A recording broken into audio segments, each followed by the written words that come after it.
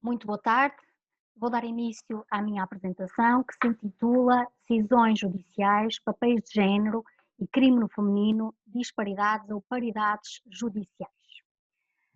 Sabemos que, durante muitos anos, a mulher não foi considerada ao nível da investigação criminológica por se acreditar no seu reduzido envolvimento criminal. A verdade é que as estatísticas criminais dos últimos anos têm vindo a documentar um aumento da ofensa criminal feminina um pouco por todo o mundo. Em alguns países, a criminalidade feminina triplicou ou quadriplicou nas suas taxas apuradas. Para melhor compreendermos o papel da mulher no crime, teremos que atender àquelas que são as percepções sociais sobre as mulheres e as quais se afiguram ainda muito imbuídas de determinados estereótipos de género que socialmente foram sendo atribuídos à mulher, como sendo mais frágil, submissa, mais credível, percepções estas que acabam por incompatibilizar a mulher com o papel da ofensora, em que, não raras vezes, esta é sobretudo percebida como sendo vítima de crimes. Ora, esta subrepresentação ou relativização da conduta criminal feminina acaba por interferir com a atuação dos operadores judiciários, refletindo-se não raras vezes naquelas que são as sentenças emitidas neste contexto, sentenças dispares, com decisões diferentes em função do tipo de crime praticado pela mulher e de como esta é percebida por estes mesmos operadores judiciários. Tendo por base estas informações, o estudo que pretendo apresentar procurou essencialmente analisar e caracterizar os fatores que são considerados pelos operadores judiciários na análise da conduta criminal feminina e em que procuramos compreender de que forma é que os estereótipos de género ainda continuam a influenciar na tomada de decisão judicial. Para tanto, procedemos à análise de sentenças que envolviam mulheres que praticaram algum tipo de crime, portanto este era um critério de inclusão muito importante na realização deste estudo, e conseguimos aceder a 10 sentenças com este critério. As arguidas que eram retratadas nestas sentenças apresentavam idades compreendidas entre os 18 e os 42 anos de idade, tendo uma média de idades de cerca de 31 anos. E, portanto, tudo que eram sentenças que envolviam homens, enquanto arguidos, não foram consideradas. Para a análise destas sentenças, foi elaborada uma grelha de análise, com algumas das variáveis que efetivamente queríamos procurar estudar, e na presente comunicação eu irei procurar centrar-me essencialmente naqueles que foram os principais fundamentos que estiveram inerentes à decisão sentencial. Em termos de procedimentos, o presente estudo seguiu todos aqueles que são os cuidados éticos e deontológicos, tendo sido aprovado pela Comissão de Ética da Universidade Fernando Pessoa. As sentenças foram retiradas do site do Instituto de Gestão Financeira e Equipamento da Justiça. Houve a análise de conteúdo dessas mesmas sentenças, cujos resultados passarei então a apresentar. Neste slide aqui poderemos analisar aqueles que são os principais ou as principais informações sociodemográficas das arguidas presentes ou retratadas nas 10 sentenças que foram analisadas, bem como também alguma informação sobre aquele que era as características do juiz responsável pela produção dessa mesma sentença. Em termos globais, aquilo que nós verificamos foi que na grande maioria das sentenças por nós analisadas, as mulheres as mulheres com envolvimento criminal encontravam-se divorciadas, em situações socioeconómicas baixas, com baixa escolaridade, mas cerca de 70% ativas em termos profissionais. Efetivamente, estes dados vão ao encontro daquilo que alguns estudos internacionais documentam, de que há uma maior probabilidade de as mulheres que se encontram ativas profissionalmente ficarem em situação de reclusão, atendendo a que as questões relacionadas com a emancipação económica e a independência da mulher não eram anteriormente valorizadas pela sociedade em geral.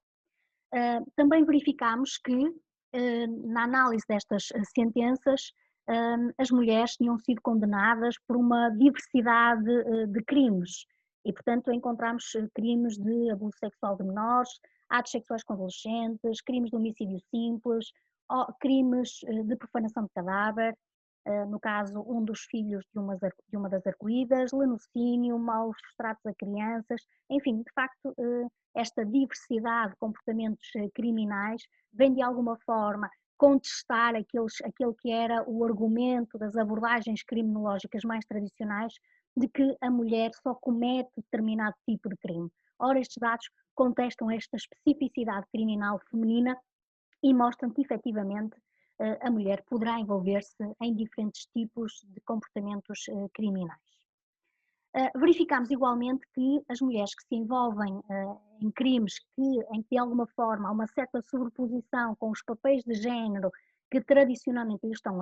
atribuídos ou lhes são atribuídos, tendem a apresentar ou tendiam a apresentar maiores probabilidades de sofrerem punições mais severas